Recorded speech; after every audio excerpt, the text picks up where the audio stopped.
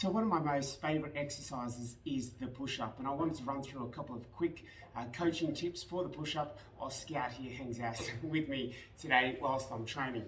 Now with the push-up, I don't see it as such a big issue if you need to drop those knees to the ground.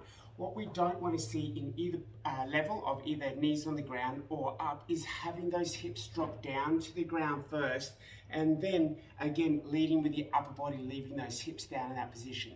So one of the most common cues I give for the push-up is we start with the bottom, then we move into the belly button, then we go to the upper body. So from here, the first thing that we're going to do, if your knees are on the ground or off the ground, it stays the same, we flex your bottom. We then suck our belly button in nice and tight, and we tense our arms pretty tight up top. From here, as we drop down to the ground, when we hit that ground, your short line, upper thighs and lower belly should hopefully stay off the ground, and we can really get that chest between the hands. If your knees are off the ground, it's that same position again. This time it's just toes up the chest, and we're dropping all the way down, making sure that our short line and our thighs stay off the ground.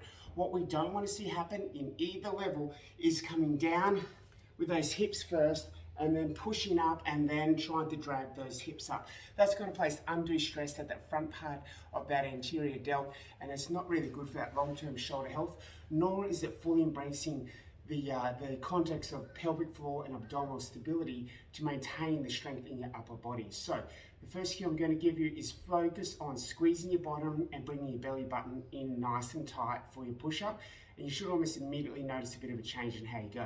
The second cue I want to give you is hand position. So the hand position will dictate where the shoulders go. You don't want those hands facing in, you don't want them too close in, you don't want them all the way up there, and you certainly don't want them out in front of your shoulders. We want them about shoulder width apart, maybe slightly wider, so when I go down, my shoulders will get in between my thumbs in that bottom position. With my elbows, I don't want them dropping out to the side. I want them back and away on about a 40-degree angle away from the body.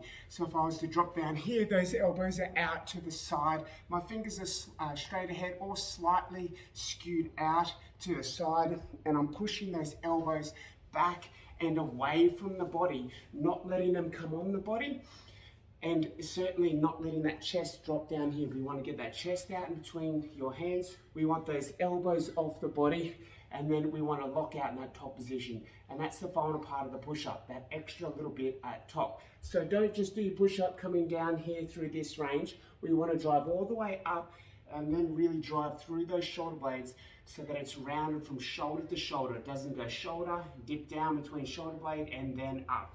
So we drop all the way down. Thighs are off the ground. My bottom is flexed, my belly button is in, my elbows are 40 degrees off my body, and as I drive up, I'm pushing all the way down so it's slightly rounded on the top part of my spine between my shoulders. Up and down, nice and smooth and control. Now we often think the faster we go, the harder it is. Something like push-up is the exact perfect time for you to go slow. So a set that I've been working on for a little while with a lot of my clients is a 60-second to a 90-second push-up. So you're either going down for 30 to 40 seconds and then coming up for anywhere from 30 to 40 seconds as well. So give that a try and let me know how you go.